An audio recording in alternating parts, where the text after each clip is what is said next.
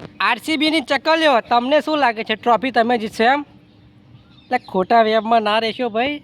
આ જ્યાં સુધી ગુજરાત છે ને ત્યાં સુધી તમારા હાથમાં ટ્રોફી લાગવાની નહીં. ગુજરાત હારી ગઈ તો શું થયું? હજી બીજી મેચ રહી છે 29 તારીખે.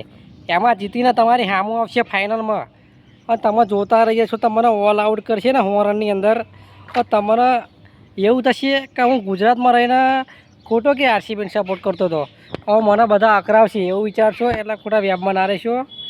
ગુજરાતી પહેલા નંબર પર છે, પહેલા નંબર રહેશે અને પહેલા નંબર પર આવશે બી.